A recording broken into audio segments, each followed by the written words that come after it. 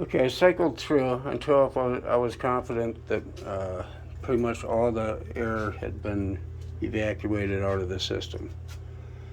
I opened up the expansion tanks, and this one all of a sudden let out a lot of flow and sucked up my 20 pounds of pressure. This expansion tank is no good. I opened this one up and it's just fine. So this one needs to be replaced. It's most important during deep summer, and this can be replaced without losing system pressure because the valve can shut off right there. So that would be our next step. I think, Karen, you can do that. I'm leaving the system at 20 pounds. I bled it. I actually let it fill up to 60, and then I bled off the top valve into the bucket till it was down to 20 again. And so I open up the expansion tanks again. We'll open up, these are shut. We'll open up this valve.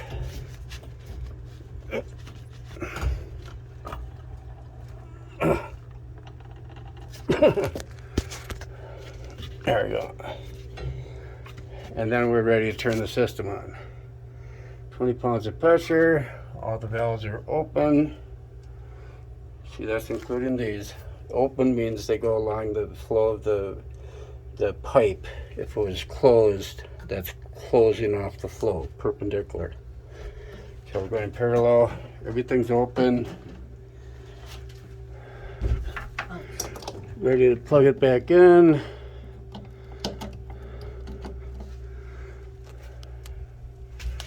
Right now I have it forced on. That the collectors are collecting energy outside.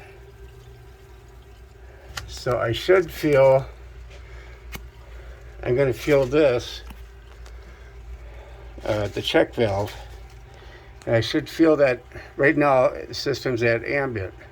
I should feel that 114 degree temperature come down to where my hand's holding this.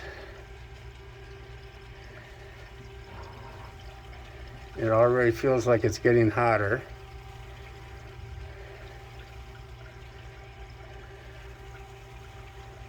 Yep, definitely getting hotter. That means we have flow. Usually on a closed loop system we have a flow gauge. Well, there isn't a flow gauge on this system. So we have to do it by feel. Now we should watch the storage climb higher also.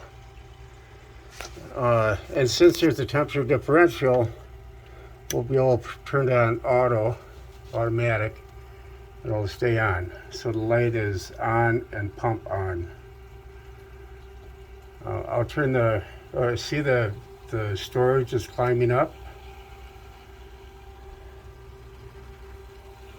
We'll watch the collectors drop and the storage climb. That means we're getting that fluid from up in the collectors down into the storage.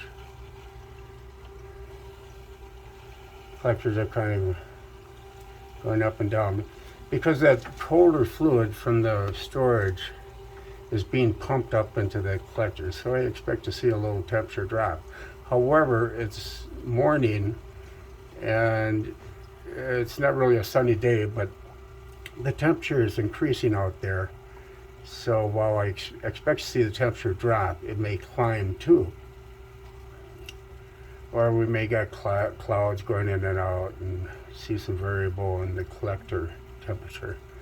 But you can already see that storage is already climbing. And as long as that storage is higher than the ambient temperature of the basement, if it climbs, we know we're putting in heat from the collectors. And that's how we can tell there's flow.